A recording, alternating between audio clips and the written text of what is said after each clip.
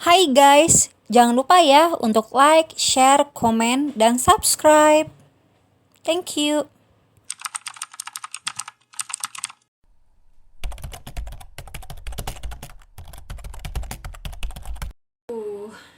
Ini yang siapa sih? Bingung deh gue. Iya.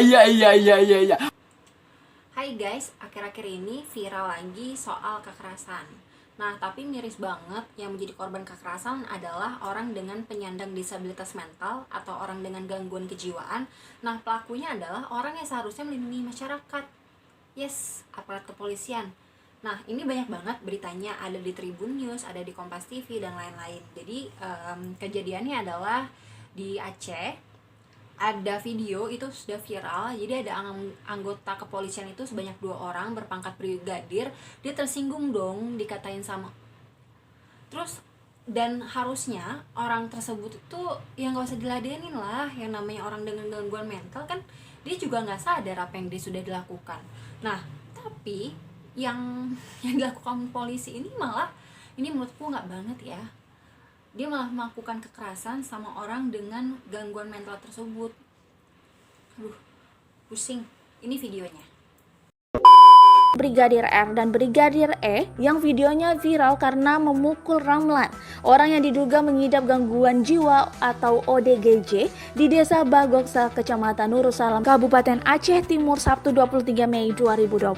Kapolres Aceh Timur AKBP Eko Widiantoro mengatakan, setelah melihat video berdurasi 20 detik itu, tim Propam langsung melakukan penyelidikan. Keduanya ditahan di Mapolres Aceh Timur untuk penyidikan dan dimintai keterangannya, kata Kapolres melalui siaran pers Senin 25 Mei 2020.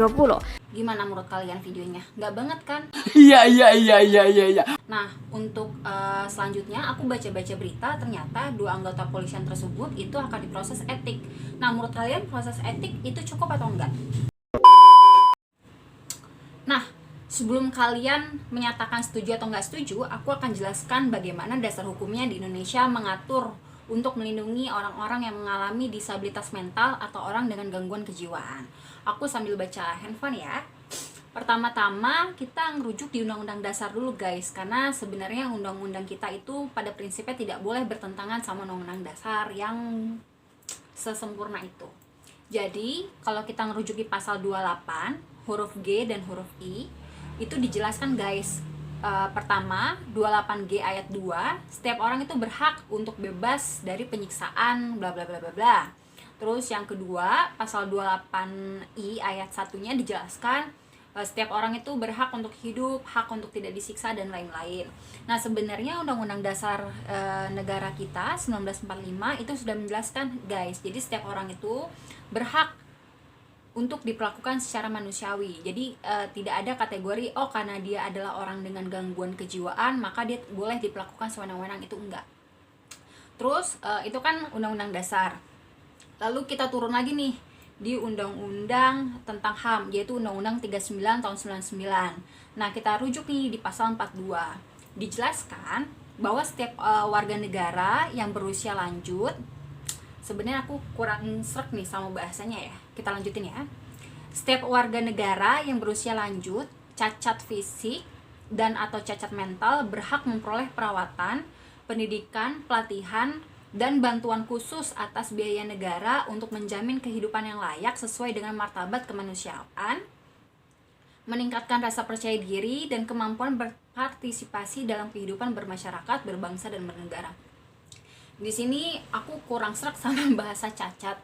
Kalau cacat itu kan kesannya kayak ini ya, barang yang tidak berguna ya. Maka aku lebih suka menggunakan kata difabel atau disabilitas.